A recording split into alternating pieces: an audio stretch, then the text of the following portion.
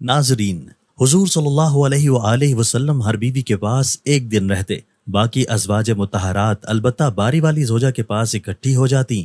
ایک دفعہ حضرت عائشہ رضی اللہ تعالی عنہا کی باری تھی، جب حضرت زینب ابن ماجہ کی روایت کے مطابق بلا اجازت ان کے حجرے میں داخل ہوئیں۔ آپ کو معلوم نہ تھا کہ حضرت زینب موجود ہیں۔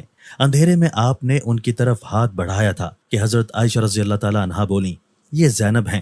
آپ نے ہاتھ کھینچ لیا، اس پر ان دونوں میں تکرار ہونے لگا اور ان کی آوازیں بلند ہو گئیں۔ ادھر نماز کھڑی ہونے لگی تو حضرت ابو بکر صدیق رضی اللہ تعالیٰ عنہ نے آپ کو بلا لیا۔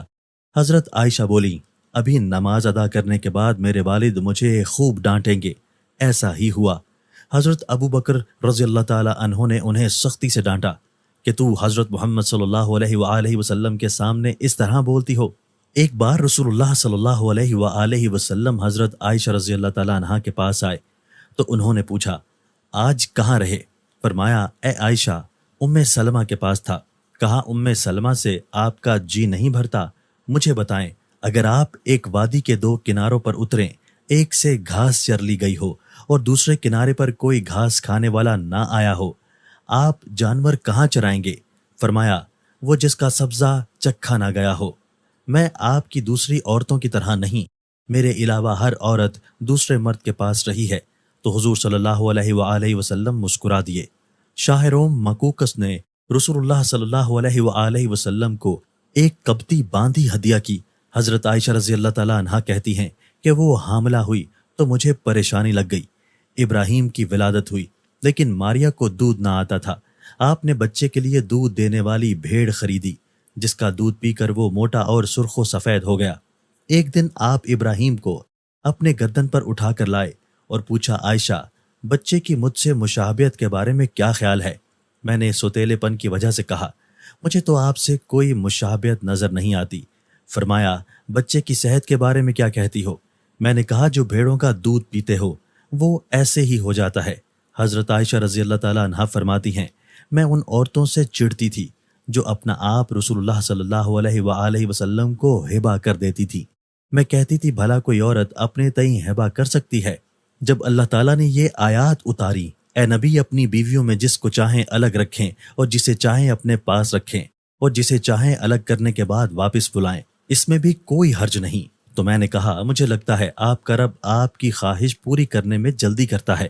ابن حجر کہتے ہیں، کئی صحابیات نے اپنی جان رسول اللہ صلی اللہ علیہ وآلہ وسلم کو بخشی مگر آپ کسی ایک کو نکاح میں نہ لائے، کیونکہ یہ آپ صلی اللہ علیہ وآلہ وسلم کے منشا پر موقوف تھا، بشرطے کہ نبی صلی اللہ علیہ وآلہ وسلم کو اپنے نکاح میں لانا چاہے۔ ابن حجر نے حضرت میمونہ رضی اللہ تعالی عنہا کے واہبہ ہونے کا بھی رد کیا ہے۔ ام المومنین حضرت سودا بنت زمعہ نے اپنی باری کا دن حضرت عائشہ رضی اللہ تعالی عنہ کو دے دیا تھا، چنانچہ حضور صلی اللہ علیہ وآلہ وسلم حضرت عائشہ کے ہاں 2 دن قیام فرماتے۔ حضرت عائشہ فرماتی ہیں، سودا کے علاوہ کوئی عورت ایسی نہیں کہ میرا اس جیسے طور طریقے اختیار کرنے کو دل چاہے، مگر ان میں بھی تندھی تھی۔ ایک بار حضرت صفیہ بنت حی اور حضرت عائشہ رضی اللہ تعالی عنہا میں جھگڑا ہوا۔ دونوں نے ایک دوسرے کے باپ کو برا بھلا کہا۔ رسول اللہ صلی اللہ علیہ وآلہ وسلم نے سنا تو فرمایا، صفیہ، تم ابو بکر کو گالی دے رہی ہو۔ حضرت عمر فرماتے ہیں، نبی صلی اللہ علیہ وآلہ وسلم کی ازواج آپس کے رشک و رقابت کی وجہ سے آپ سے روٹھ گئیں، تو میں نے ان سے کہا، نبی صلی اللہ علیہ وآلہ وسلم تمہیں طلاق دیں تو بڑی امید ہے کہ ان کا رب انہیں بدلے میں تم سے بھی بہتر بیویاں دے دے۔ تو اسی مضمون کی آیت نازل ہو گئی۔ ایک سفر میں نبی صلی اللہ علیہ وآلہ وسلم کے ساتھ جانے کے لیے حضرت عائشہ اور حضرت حفصہ کے نام قرہ نکلا۔ رات کے سفر میں گفتگو کرنے کے لیے آپ حضرت عائشہ کو اپنے ساتھ رکھتے تھے۔ حضرت حفصہ کو اس پر رشک آیا۔ انہوں نے حضرت عائشہ سے کہا، تم میرے اونٹ پر سوار ہو جاؤ اور میں تمہارے اونٹ پکڑ لیتی ہوں، کیا بنتا ہے؟ رسول اللہ صلی اللہ علیہ وآلہ وسلم حضرت عائشہ کے اونٹ کے پاس گئے اور حضرت حفصہ کو سلام کیا۔ رات بھر کے سفر کے بعد پڑاؤ کا وقت آیا تو حضرت عائشہ آپ سے دور رہ گئیں۔ وہ نبی صلی اللہ علیہ وآلہ وسلم سے شکوہ تو نہ کر سکتی تھی، اس لیے زمین پر اترتے ہی اپنے پاؤں ازخر گھاس میں ڈال دیے جس میں سانپ بچھوؤں کا بسیرا ہوتا ہے۔ اور رنج کے باعث دعا کرنے لگیں، اے رب ڈسنے کے لیے مجھ پر کوئی سانپ بچھو ہی مسلط کر دے۔ نبی صلی اللہ علیہ وآلہ وسلم اپنی ایک زوجہ حضرت عائشہ رضی اللہ تعالیٰ عنہا کے پاس تھے۔ اتنے میں ایک دوسری بی بی حضرت زینب نے کھانے پر رکابی بھیجی۔ حضرت عائشہ نے، جس کے ہاں نبی صلی اللہ علیہ وآلہ وسلم تھے، لانے والے خادم کے ہاتھ ایک ضرب لگائی تو رکابی گر کر ٹوٹ گئی۔ آپ نے رکابی کے ٹکڑے اور گرا ہوا کھانا اکٹھا کیا اور فرمایا، تمہاری اماں ام المومنین کو رشک آ گیا تھا۔ خادم کو روک کر آپ نے گھر سے نئی رکابی دے کر رخصت کیا۔ حضرت عائشہ صدیقہ رضی اللہ تعالیٰ عنہا فرماتی ہیں کہ ایک رات سوتے وقت میرا جسم آپ صلی اللہ علیہ وآلہ وسلم کے جسم سے مل گیا۔ آپ صلی اللہ علیہ وآلہ وسلم نے فرمایا، عائشہ کیا تم مجھے اس رات رب کی عبادت کی اجازت دیتی ہو؟ میں نے کہا، واللہ مجھے آپ کا قرب پسند ہے، تاہم میں آپ کی خواہش کو ترجیح دیتی ہوں۔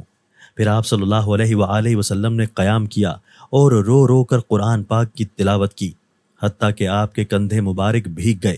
پھر آپ صلی اللہ علیہ وآلہ وسلم بیٹھ کر تلاوت کرتے رہے، حتیٰ کہ آپ کے پہلو آنسوؤں سے تر ہو گئے۔ پھر لیٹ کر تلاوت کی اور روتے رہے، حتیٰ کہ زمین تر ہو گئی۔ آپ صلی اللہ علیہ وآلہ وسلم کے پاس جب حضرت بلال رضی اللہ تعالیٰ عنہ آئے تو انہوں نے کہا، یا رسول اللہ صلی اللہ علیہ وآلہ وسلم، میرے والدین آپ پر قربان، کیا اللہ تعالیٰ نے آپ کے آئندہ اور گزشتہ کے تمام گناہ معاف نہیں کر دیے؟ فرمایا، بلال پھر میں شکر گزار بندہ نہ بنوں؟ اللہ تعالیٰ نے مجھ پر اس رات یہ آیت نازل فرمائی، یعنی آسمان و زمین کی پیدائش میں، دن رات کی گردش میں اہل عقل کے لیے نشانیاں ہیں، جو اللہ کا ذکر کھڑے بیٹھے اور لیٹے ہر حال میں بجا لاتے ہیں، اور وہ زمین و آسمان کی پیدائش پر غور و فکر کرتے ہیں اور کہتے ہیں، اے ہمارے پروردگار، تو نے یہ سب کچھ باطل پیدا نہیں کیا، تو پاک ہے، ہمیں آگ کے عذاب سے نجات عطا فرما۔ اللہ پاک ہمیں دین کی سمجھ نصیب فرمائے اور ہمارا خاتمہ ایمان پر فرمائے، آمین یا رب العالمین۔